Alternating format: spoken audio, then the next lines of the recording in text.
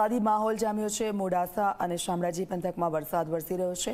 મોડાસા સહિત ગ્રામ્ય વિસ્તારોમાં ધોધમાર વરસાદની શરૂઆત થઈ। હવામાન વિભાગની અરવલ્લીમાં ભારે વરસાદની આગાહી છે। કાળા ડિંબાગ વાદળો છવાતા ખેડૂતો ચિંતિત બન્યા છે।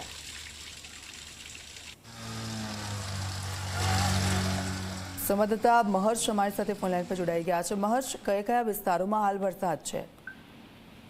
જી દીક્ષિતા, અરવલ્લીની અંદર છેલ્લા 2 દિવસથી વિરામ હતો, ત્યારબાદ હવામાન ખાતાની આગાહી અનુસાર અરવલ્લીમાં વરસાદની શરૂઆત થઈ ગઈ છે। મોડાસા, શામળાજી સહિતના ગ્રામ્ય પંથકોની અંદર વરસાદની શરૂઆત થઈ છે। સવારે બિલકુલ કોરું વાતાવરણ હતું, તાપ નીકળ્યો હતો અને અચાનક વાદળો એક સાથે ગરજી ઉઠ્યા છે અને તેની સાથે ધોધમાર વરસાદ હાલ વરસી રહ્યો છે। ઉલ્લેખનીય છે કે છેલ્લા કેટલાય સમયથી વરસાદ વરસી રહ્યો છે, જેના કારણે ખેડૂતોના ખેતરો પાણીમાં તરબોળ થઈ ગયા છે। હજુ પાણી ઓસર્યા પણ નથી અને ફરી વરસાદની શરૂઆત થઈ ગઈ છે। તો હવે એ જોવું રહ્યું કે જ્યારે વરસાદ ઘટશે ત્યારે ખેડૂતોને કેટલું નુકસાન થયું છે। બિલકુલ, આભાર મહર્ષ સમગ્ર વિગત બદલ।